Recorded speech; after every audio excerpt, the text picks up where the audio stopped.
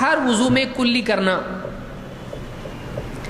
اللہ کے رسول صلی اللہ علیہ وسلم فرماتے ہیں اذا توضأت فمضمض، جب تو وضو کرے تو کلی بھی کر لیا کر. کب؟ جمعہ کا وضو کرے تو کب؟ ہر وضو میں. جب وضو کرے تو کیا کر؟ یعنی پورا وضو ہونے کے بعد کلی کرے. کبھی کبھی پورے عمل کے ساتھ میں اس کا جز بھی ذکر ہوتا ہے اس کی اہمیت کی وجہ سے. تو کوئی آدمی سے یہ اگر مطلب لے جب تو وضو کر لے تو اس کے بعد کلی کر، صحیح ہوگا؟ یہ امت میں کسی نے بھی مطلب لیا اس کا کہ جب پورا وضو ہو جائے، میرے حدیث میں آیا کہ جب تو وضو کرے تو کیا کر، اس کے بعد کلی کر. تو وضو ہو گیا پورا، پاؤں دھو لیا، اب اس کے بعد میں حدیث میں آیا کہ وضو کے بعد کیا کرنا چاہیے.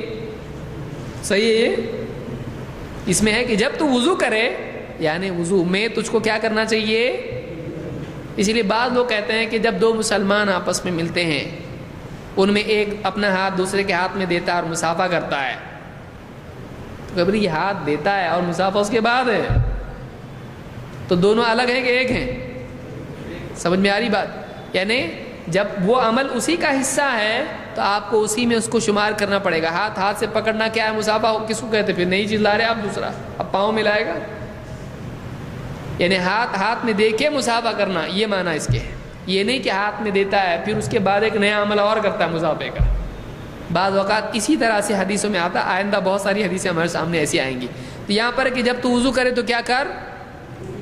کلی کر، یعنی وضو ہی میں کلی آ جاتا ہے. اس کو امام ابو داؤد نے روایت کیا ہے. اس سے کیا معلوم ہوا؟ ہاں کیا اہمیت ہے؟ وہ وجوب ہے. کیسے معلوم پڑا وجوب ہے؟